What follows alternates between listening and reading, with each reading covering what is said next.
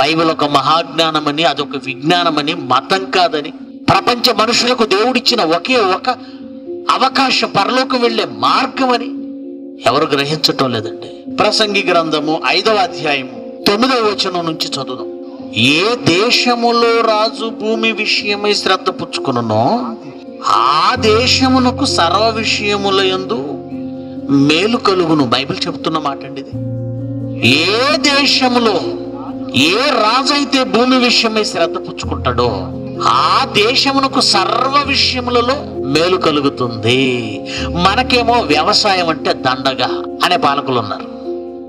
వ్యవసాయం దండగైతే ఏం తింటావు? గడ్డి తింటావా? వ్యవసాయ భూములను బీడు చేసేసాం మనం. వ్యవసాయాలు దండగంటున్నారు. కానీ దేవుడు అంటున్నాడు, మహాజ్ఞానం చెబుతున్నాడు, ఏ దేశంలోనైనా ఏ రాజు అయితే భూమి విషయమై శ్రద్ధ తీసుకోండి. ఇంత మంచి సలహా ఇస్తే మతం ఎలా అవుతుందండి? అది భూమి విషయమై శ్రద్ధ తీసుకోండి. ఒకవేళ ఏ రాజైనా భూమి విషయమై శ్రద్ధ పుచ్చుకున్నాడా ఆ దేశం సర్వ విషయములలో మేలు కలుగుతుంది, దానికి గొప్పదవుతుంది. అభివృద్ధి అంటే మన వాళ్ళు ఎంత దారుణంగా మనుషుల మనసులను పాడు చేస్తున్నారంటే, ఏమంటే ఆకాశ హర్మ్యానాలు కడితే అభివృద్ధి అండి. పెద్ద పెద్ద విశాలమైన రోడ్లు వేసుకొని, పెద్ద పెద్ద ఎక్స్ప్రెస్ హైవేలు వేసుకొని, విదేశాలలో కనిపించేటువంటి గొప్ప గొప్ప రోడ్లను మన దేశంలో చూపించేసి, చూసారా మనం ఎంత అభివృద్ధి చెందామో అంటున్నారు. అభివృద్ధి అంటే ఏంటి? ఆకాశంలోకి ఎగిరిపోవడం, గ్రహాల్లోకి వెళ్ళిపోవడం, పెద్ద పెద్ద రోడ్లు వేసుకోవడం, పెద్ద పెద్ద భవనాలు కట్టుకోవడం, దీన్ని అభివృద్ధి అంటారా? ఒక ప్రక్క పూటకు గతి లేక కష్ట జీవులు ఎంతో మంది వెలవెలలాడుతున్నారు.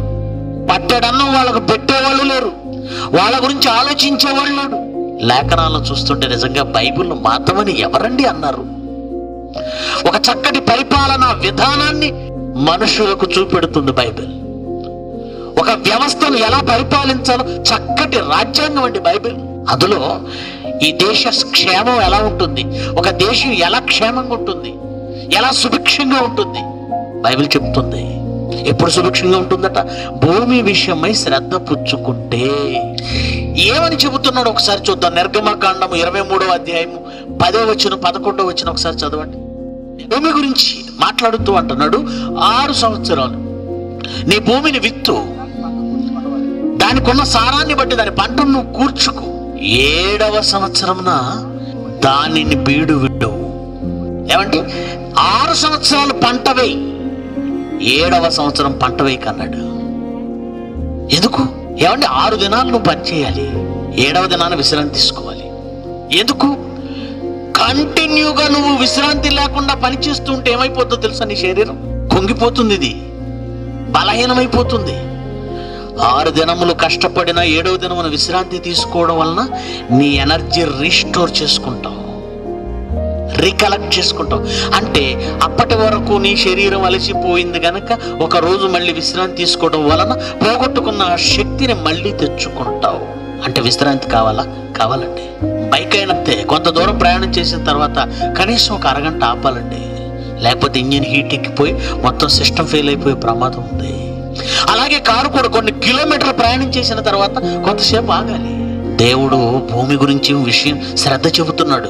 6 సంవత్సరాలు పంట వేయి, 7వ సంవత్సరం దానికి విశ్రాంతి ఇవ్వు అన్నాడు. ఏమండి ఈ శాస్త్రం ఎవరైనా చెప్పారండి? ఈ సైన్స్ ఎవరైనా చెప్పారు? అగ్రికల్చర్, ఏమండి అగ్రికల్చర్ బయాలజీ, అగ్రికల్చర్ సైన్స్ వాళ్ళని అడగండి, ఇది నిజమా కాదా? ఈరోజు క్రాప్ హాలిడే అంటున్నారండి. ఇప్పుడు తెరుచుకున్నారు కళ్ళు. ఏమి ఇవ్వాలట? క్రాప్కి హాలిడే ఇవ్వాలట. క్రాప్కు హాలిడే ఇవ్వాలని నువ్వు చెప్తున్నావు ఈరోజు. భూమికి 6 సంవత్సరాలు నువ్వు విత్తు, దాని పంట తీసుకో, కానీ 7వ సంవత్సరం దానికి విశ్రాంతి ఇవ్వు అని దేవుడు చెప్పాడు. ఏమండి ఇది మతం అంటారా? వ్యవసాయం ఎలా చేసుకోవాలో, నీ భూమి విషయం ఎలా శ్రద్ధ పుచ్చుకోవాలో, నీ ప్రజలను ఎలా ఆహారం పెట్టాలో, నువ్వు ప్రజలను ఎలా పరిపాలించాలో ఇవన్నీ చెబుతుంటే మతం ఎందుకు అవుతుందండి? ఇది మతం ఎలా అవుతుందండి? బైబిల్లో ఏం చెప్పబడిందండి?